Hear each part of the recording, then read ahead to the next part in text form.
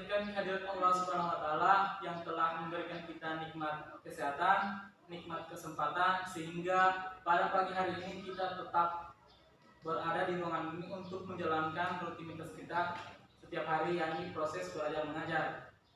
Baik anak-anak sekalian, hari ini kita akan mempelajari tentang memperkukuh persatuan dan kesatuan bangsa dalam Negara Kesatuan Republik Indonesia. Namun sebelum Bapak memulai proses pembelajaran kita pada hari ini, Bapak himbau kepada ketua kelas untuk memimpin doa terlebih dahulu agar kiranya proses pembelajaran yang kita laksanakan pada hari ini mendapat ridho dan keberkahan dari Allah Subhanahu wa taala. Kepada ketua kelas saya persilakan. Baiklah teman-teman, sebelum memulai pelajaran kita pada pagi hari ini, ada kita berdoa menurut agama dan keyakinan kita masing-masing. Doa yang baik. Doa selesai. Terima kasih kepada ketua kelas. Selanjutnya Bapak ingin mengecek kehadiran kalian terlebih dahulu. Bapak akan absen ya. Asril, Hadir Pak. Brigita Megi Sofia, Hadir Pak. Rizka, Hadir Pak. Beatrix, Hadir Pak. Komang Astuti, Hadir Pak. hadir Pak. Sakit, Pak. Sakit? Sakit Pak. Sejak kapan sakitnya Komang? Baru tadi Pak ada pemberitahuannya. Oh iya baik. Untuk ketua kelas nanti daftar hadirnya setelah selesai proses pembelajaran nanti serahkan ke Bapak ya. Baik Pak. Baik. Bagaimana kabar kalian hari ini? Baik Pak. Baik Pak. Apakah sudah siap untuk belajar pada hari ini? Siap Pak. Ya, kalau begitu kalian siapkan pulpen dan bukunya supaya kita langsung memulai proses pembelajaran kita pada hari ini.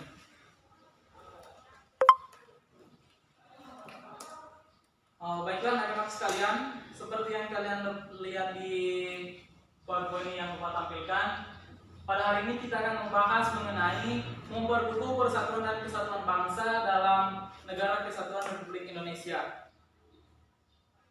Yang pertama mengenai makna persatuan dan kesatuan.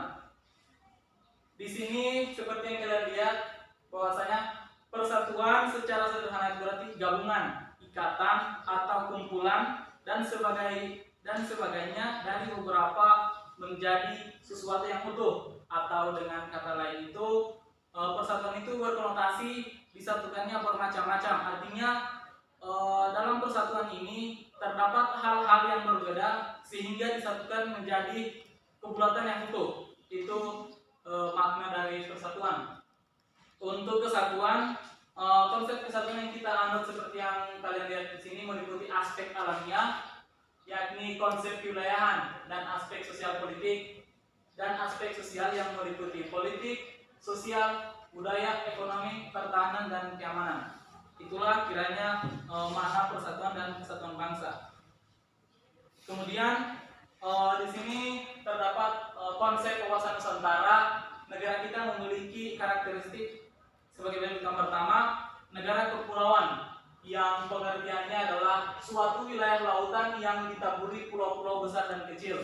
Artinya di negara kita, negara Indonesia itu mempunyai ribuan pulau, sehingga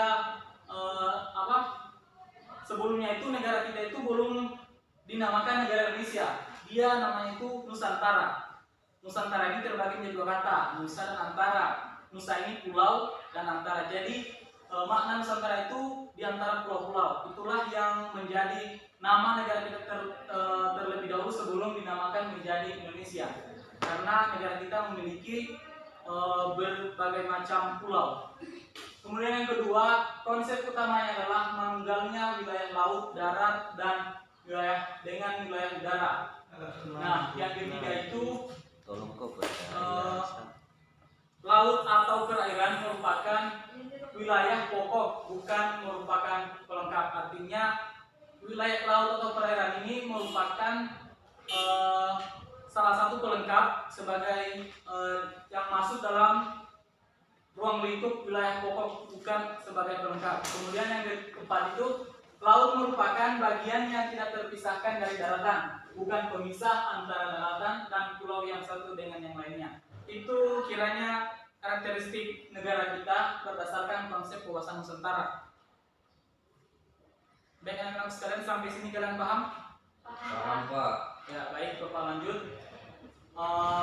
Dalam aspek sosial, kesatuan tersebut diwujudkan dalam beberapa aspek kehidupan. Sebagai berikut: yang pertama, perwujudan Kepulauan Nusantara sebagai kesatuan politik. Di sini Bapak ambil contoh dua saja sebagai referensi untuk kalian agar kalian ketahui. Yang pertama itu, keutuhan wilayah nasional dengan segala isi dan kekayaannya merupakan satu kesatuan wilayah, wadah ruang hidup, dan kesatuan mitra seluruh bangsa, serta menjadi modal dan milik bersama bangsa. Artinya, keutuhan wilayah nasional ini di dalamnya itu terdapat wadah, ruang, dan kesatuan sebagai unsur untuk menjaga keutuhan wilayah nasional negara kita. Kemudian yang kedua, bangsa Indonesia ini terdiri dari berbagai suku dan berbicara dalam berbagai bahasa daerah, kemudian memeluk dan meyakini berbagai agama dan kepercayaan terhadap Tuhan Yang Maha Esa, harus merupakan satu kesatuan bangsa yang bulat dalam arti yang seluas-luasnya. Artinya di negara kita ini tidak hanya memiliki satu suku, satu agama, atau budaya lainnya, tetapi di negara kita ini memiliki berbagai macam suku, ras, etnis, agama, dan lain sebagainya. Itulah sebabnya kita memiliki simbol Bhinneka Tunggal Ika yang artinya berbeda-beda tetapi tetap satu. Kemudian yang kedua itu perwujudan Kepulauan Nusantara sebagai kesatuan ekonomi. Contohnya itu juga ada dua. Yang pertama, bahwa keyakinan bahwa kekayaan wilayah Nusantara baik potensial maupun efektif adalah modal dan milik bersama bangsa. Keperluan hidup sehari-hari itu harus tersedia merata di seluruh wilayah tanah air. Artinya di wilayah kita di Indonesia ini terdapat banyak kekayaan yang bisa dikelola dengan baik untuk kepentingan rakyat Indonesia. Kemudian yang kedua itu tingkat perkembangan ekonomi harus serasi dan seimbang di seluruh daerah tanpa meninggalkan ciri-ciri khas yang dimiliki oleh daerah-daerah dalam mengembangkan ekonominya. Artinya setiap daerah itu mempunyai kekayaan alam masing-masing sehingga masing-masing daerah itu bisa mengelola hasil kekayaan alam mereka untuk kepentingan mereka. Lanjut yang ketiga itu perwujudan Kepulauan Nusantara sebagai satu kesatuan sosial budaya. Di sini juga Bapak ambil dua contohnya. Yang pertama, bahwa budaya Indonesia pada hakikatnya adalah satu corak ragam budaya yang ada menggambarkan kekayaan budaya yang menjadi modal dan landasan pengembangan budaya bangsa seluruhnya, yang dimana hasil-hasilnya dapat dinikmati oleh seluruh bangsa Indonesia. Artinya budaya di Indonesia itu bukan hanya satu, tapi beragam. Itulah yang menjadi corak ragam dari negara kita Indonesia, bahwa budaya merupakan salah satu kekayaan yang menjadi modal dan landasan pengembangan budaya di negara kita. Kemudian yang kedua, masyarakat Indonesia adalah satu. Kehidupan bangsa harus merupakan kehidupan yang serasi dengan tingkat kemajuan masyarakat yang sama, merata dan seimbang, serta adanya keselarasan kehidupan yang sesuai dengan kemajuan bangsa. Kemudian lanjut yang keempat, perwujudan Kepulauan Nusantara sebagai satu kesatuan pertahanan keamanan. Bapak tanya terlebih dahulu, siapa yang tahu di negara kita itu pertahanan yang digunakan itu seperti apa? Maksud saya aparat-aparat negara yang digunakan untuk menjaga keamanan negara itu seperti apa? Tentara, polisi. Ya baik, betul sekali. Tentara, polisi, apa lagi? Ada lagi selain polisi dan tentara? Semua masyarakat yang ada di Indonesia. Iya betul sekali kepada Adik Asril. Ya di sini bukan hanya aparat negara seperti tentara dan polisi yang berperan dalam menjaga keamanan negara, tetapi kita sebagai masyarakat yang baik harus turut andil dalam menjaga keamanan negara kita. Ketika ada ancaman dari luar, baik itu yang masalah kecil ataupun masalah besar, masyarakat juga harus turut andil dalam menjaga keamanan negara kita. Contoh yang pertama itu ancaman terhadap satu daerah pada hakikatnya merupakan bagi seluruh bangsa dan negara. Artinya, ketika terjadi satu ancaman di daerah kalian, itu merupakan salah satu hal yang harus menjadi perhatian oleh negara kita. Artinya juga pemerintah tidak hanya diam, pemerintah tetap berpartisipasi untuk mengatasi ketika terjadi ancaman di suatu daerah di negara kita. Kemudian yang kedua itu, tiap-tiap warga negara mempunyai hak dan kewajiban yang sama di dalam pembelaan negara. Nah, ini yang seperti Bapak katakan tadi, setiap warga negara memiliki hak dan kewajiban yang sama dalam pembelaan negara. Artinya kita tidak menyerahkan secara keseluruhan tentang keamanan negara itu terhadap aparat-aparat negara seperti tentara dan polisi. Tapi kita juga mempunyai hak dan kewajiban sebagai warga negara untuk menjaga keamanan negara. Ya, baik anak-anak sekalian, itu tadi kiranya materi yang Bapak sampaikan. Apakah ada yang mau ditanyakan? Silakan. Ya, kepada saudari Medi saya persilakan. Ya, baik, terima kasih Pak. Saya hanya ingin bertanya, mungkin bisa Bapak jelaskan apa saja contoh ancaman-ancaman dari luar yang masuk ke negara kita, negara Indonesia? Ya, bagus sekali pertanyaannya. Bapak langsung jawab ya. Pertanyaan dari adik Megi tadi, ancaman-ancaman yang terjadi dari luar negara kita. Ya, Bapak kasih contoh. Ancaman-ancaman dari luar dan datang dari luar negara itu seperti ketika adanya kapal-kapal asing dari luar negeri yang mengambil hasil kekayaan laut di negara kita. Itu salah satu ancaman bagi negara kita ketika pemerintah tidak memperhatikan wilayah lautnya. Jadi ketika itu secara terus-menerus terjadi, maka hasil kekayaan laut yang ada di negara kita akan terkuras. Apalagi ketika mereka cara mengambilnya itu menggunakan cara yang salah, seperti memakai pukat harimau untuk menangkap hasil kekayaan laut, kemudian cara-cara lainnya yang tidak sesuai atau dilarang dalam peraturan di negara kita. Begitu kira-kira ini, atau masih belum paham silakan tanyakan.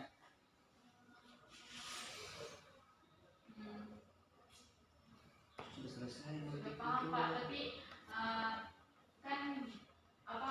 Mungkin bisa Bapak jelaskan apa yang harus dilakukan oleh negara kita supaya ancaman dari luar itu tidak terjadi lagi di Indonesia? Ya, baik sekali. Nah, untuk solusi dalam mengatasi masalah seperti itu, seperti yang Bapak katakan tadi, pemerintah harus lebih jeli lagi dalam memperhatikan wilayah-wilayahnya di negara dengan cara, kan aparat negara ini kan bukan hanya tentara dan polisi saja. Contohnya itu seperti di tentara, ada yang namanya angkatan darat, angkatan laut, dan angkatan udara. Nah, angkatan laut inilah yang berperan dalam menjaga keamanan untuk wilayah laut di negara kita. Nah, untuk solusinya itu pun yang seperti yang Bapak katakan tadi, pemerintah harus lebih jeli, harus memperhatikan kondisi di setiap daerah di negara kita, sehingga ketika terjadi masalah atau ancaman dari luar negeri, mereka langsung menyikapi masalah tersebut. Itu kiranya saudara adik Medi. Ya, baik, terima kasih Pak. Ya, ada lagi yang mau ditanyakan? Anak-anak sekalian, silakan bertanya jika tidak ada yang dipahami. Ada yang tidak dipahami? Kalau terorisme itu ancaman dari luar atau dari dalam? Bagaimana? Terorisme. Kasih kuat suaranya. Pak, kalau terorisme itu ancaman dari luar atau dari dalam? Iya, pertanyaan yang sangat bagus. Teroris ya? Teroris ini bisa jadi itu ancaman dari luar dan ancaman dari dalam. Itu tergantung oknumnya. Ketika proses penyelidikan atau teroris itu ditangkap, kita bisa melakukan interogasi. Untuk mengetahui oknumnya ini berasal dari luar negeri atau dalam negeri. Nah, baik anak-anak sekalian, teroris itu bisa jadi ancaman dari luar negeri dan dalam negeri. Mengapa saya katakan demikian? Karena di negara kita ini bukan hanya masyarakat lokal yang ada. Sekarang sudah banyak warga asing yang masuk dalam negara kita. Mereka mungkin masuk untuk wisata, kemudian masuk sebagai untuk mencari pekerjaan negara kita. Contohnya itu seperti di Bali. Di Bali kan banyak warga negara asing yang datang untuk berwisata. Kemudian yang untuk tenaga pekerja, Bapak contohkan itu seperti di daerah Bapak di Morowali itu banyak warga negara asing yang datang di sana untuk menjadi atau mencari pekerjaan, karena di sana ada perusahaan-perusahaan yang bisa menarik minat dari warga asing untuk bekerja di sana. Itulah kiranya penjelasan Bapak mengenai teroris. Ada lagi yang mau ditanyakan kepada sekalian? Lagi mau Saya ditanyakan? Pak, Ya. tadi saya kurang paham mengenai pengertian dari Nusantara itu Pak. Kenapa dia bisa dikatakan Nusantara Pak? Terima Ya, kasih, Pak. pertanyaan yang bagus sekali. Begini, saudara Akbar. Nusantara ini berasal dari dua kata, Nusa dan Antara. Nusa artinya pulau dan Antara. Jadi maknanya itu di antara pulau. Nusantara ini adalah nama negara kita sebelum adanya Indonesia. Ini merupakan nama dari negara kita sebelum adanya nama Indonesia. Oh berarti di antara pulau-pulau ya Pak? Ya, mengapa dikatakan di antara pulau-pulau? Karena bangsa kita ini memiliki banyak pulau yang ada di negara kita, sehingga mungkin itu yang menjadi pertimbangan dari pendiri-pendiri negara kita yang terdahulu untuk menamakan negara kita ini dengan Nusantara. Kepada saudara Akbar, apakah sudah dipahami? Sudah Pak, sudah saya tangkap sedikit. Berarti kenapa kita sebelum dinamakan negara Indonesia namanya sebelum Indonesia yaitu Nusantara, karena pada dasarnya itu artinya negara Di antara negara pulau. antara pulau-pulau. Ya paham saya Pak. Terima kasih Pak. Kepada rekan sekalian yang lain, apakah masih ada yang ingin ditanyakan? Ya, Pak. Sudah paham? Sudah. Ya, baiklah. Ya, baiklah rekan-rekan sekalian, itulah kiranya materi yang dapat Bapak sampaikan pada hari ini mengenai memperkokoh persatuan dan kesatuan bangsa dalam negara kesatuan Republik Indonesia. Sebelum kita mengakhiri pembelajaran kita pada hari ini, Bapak inginkan kalian menyimpulkan materi yang Bapak sampaikan tadi. Bapak himbau kepada salah satu dari kalian saja untuk menyimpulkan materi yang Bapak sampaikan tadi. Ya, kepada saudara Midi, silakan. Ya, baik. Jadi yang saya tangkap dari pembelajaran hari ini, jika kita ingin memahami makna sesuatu terlebih dahulu, kita harus pahami dulu apa konsep-konsepnya. Ya. Kemudian demikian pula hal jika kita hendak memahami makna persatuan dan kesatuan bangsa, terlebih dahulu harus kita temukan dan pahami konsep-konsep yang ada di dalamnya. Jadi sedikit saja, berarti makna dari persatuan secara sederhana itu adalah gabungan atau ikatan, kumpulan dan sebagainya dari berbagai atau bagian menjadi sesuatu yang utuh. Ya, bagus sekali itu saudara Midi. Bapak akan menambahkan sedikit mengenai kesimpulan materi kita pada hari ini. Makna persatuan itu artinya di dalamnya itu terdapat hal-hal yang beragam atau berbeda, kemudian disatukan dalam satu kebulatan yang utuh. Itu kira-kira logika mengenai persatuan. Kemudian konsep kesatuan yaitu dia meliputi dua aspek. Yang pertama itu aspek alamiah dan aspek sosial. Aspek alamiah tadi itu mengenai konsep wilayah, dan aspek sosialnya itu meliputi politik, ekonomi, pertahanan dan keamanan, sosial budaya dan lain sebagainya. Baik anak-anak sekalian, itulah kesimpulan dari materi kita pada hari ini. Mungkin itulah materi yang Bapak sampaikan pada pertemuan kita hari ini. Bapak akan kasih tugas sebagai pekerjaan rumah kalian. Tugasnya itu Bapak ingin kalian buat rangkuman mengenai materi yang Bapak sampaikan tadi minimal 5 halaman. Nah, itu tugas di rumah Bapak minggu depan akan di store dan Bapak akan lihat apakah kalian paham dengan materi yang Bapak sampaikan pada hari ini. Ya baiklah anak-anak sekalian, itulah materi yang dapat Bapak sampaikan pada hari ini. Jangan lupa tugasnya dikerjakan. Minggu depan Bapak akan tunggu.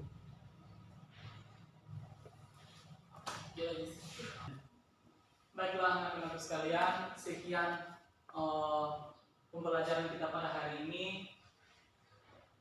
Kalian tetap terus belajar, terus kembangkan potensi-potensi yang kalian miliki. Jangan lelah untuk belajar. Teruslah belajar, karena ketika kalian tidak belajar untuk menghadapi dunia yang pada saat ini, kalian akan ketinggalan zaman. Seperti pepatah yang mengatakan, ketika kau tidak sabar menahan lelahnya belajar, maka bersiaplah menahan perihnya kebodohan. Sekian dari Bapak. Wabillahi taufiq wal hidayah. Assalamualaikum warahmatullahi wabarakatuh.